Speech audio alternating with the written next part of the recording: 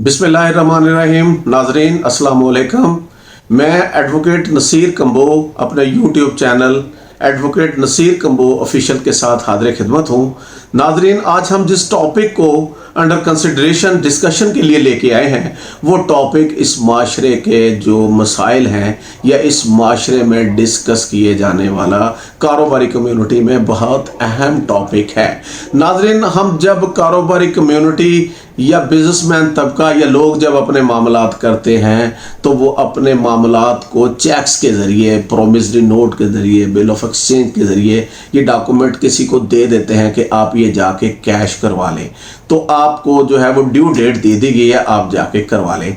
तो इस वक्त इसमें हम ज़्यादा फोकस जो है वो चेक को करेंगे कि लोगों को चेक जारी करते हुए सिर्फ ये नहीं देखना चाहिए कि चेक दे दिए, साइन कर लिया, चेक के ऊपर तो कुछ नहीं ना लिखा हुआ किस मकसद के लिए दिया गया है। तो लिहाजा लोगों को चेक देते हुए कुछ चीज़ें मलहूज़े खातर रखनी चाहिए ताकि कल को उस चेक को मिसयूज़ ना किया जाए और उस चेक की FIR करवा के आपको ब्लैकमेल ना किया जाए। तो इसमें यह होता है कि अगर आपने किसी को गारंटी का चेक दिया है तो आप कोशिश करें कि वो चेक के बैक पे तहरीर लिख दें कि ये गारंटी चेक है, क्योंकि देखा गया है कि लोग चेक गारंटी का चेक लेते हैं और बाद में वो चेक का पर्चा करवा दिया जाता है और पर्चा करवाने के बाद जो है वो लोग जो है फिर आपको हैरेस करते हैं। एक तो ये कि गारंटी का चेक जो है उसकी बैक पे गारंटी लिखनी चाहिए। दूसरा, जब आप चेक किसी से लें तो आपको चेक अपने बाय नेम लेना चाहिए। कैश का चेक, कैश का ये सेल्फ का चेक नहीं लेना चाहिए। तो अगर आप वहाँ पे अपना बाय नेम नहीं लेंगे तो फिर यही समझा जाएगा कि ये चेक जो है वो आपके नाम का नहीं है और आप जो है वो पर्चा करवा भी दें तो चेक देने वाले को रिलीफ मिल जाएगा। इसी तरह जब चेक जो है आप जारी करते हैं, चेक जारी करने से पहले आप ये तसल्ली कर लें कि क्या वाकई ही आप ने ये जो चेक दिया है आपके पास इतनी अमाउंट है भी या नहीं है। आप सिर्फ ये समझ के चेक ना दें कि मामला जब चेक डिसऑनर होगा तो देखा जाएगा। ये एक जुर्म है और एक हीनियस जुर्म है और इसकी सज़ा है जो है वो ये नॉन बेलेबल है और इसके बारे में पार्लियामेंट में लेजिस्लेशन हो गई। इसकी सज़ा बढ़ाने के लिए 10 साल के लिए भी जो है वो कोशिशें हो रही हैं।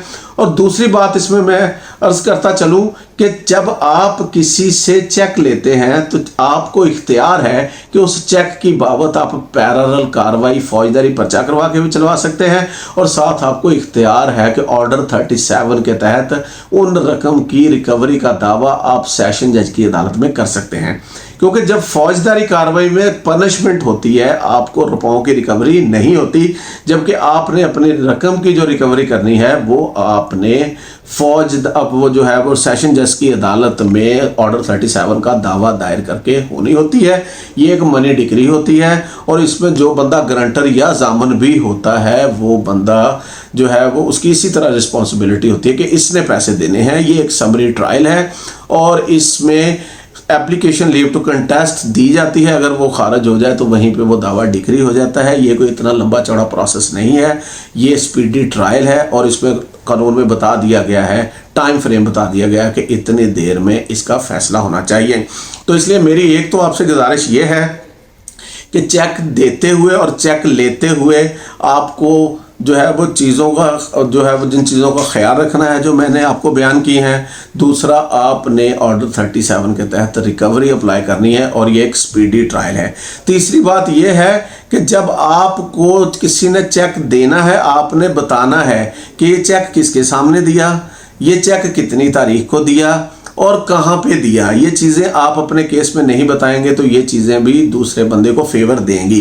इसी तरह चेक के मामलात में जब आपको चेक दिया जाता है तो जब ड्यू डेट आ जाती है तो आप जो है उस चेक को विदिन 6 मंथ उसको प्रेजेंट करें, नहीं तो वो स्टेल चेक की डेफिनेशन में आ जाएगा और स्टेल चेक पे FIR नहीं होती।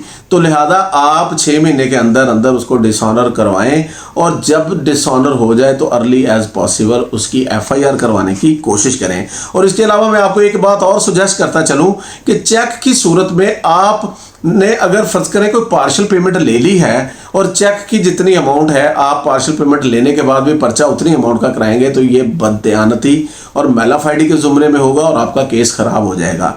इसलिए बेहतर है कि अगर आपने पार्शियल पेमेंट ले भी ली है तो आप FIR करवाते हुए अपनी एप्लीकेशन में इस फैक्ट को ज़रूर बयान करें।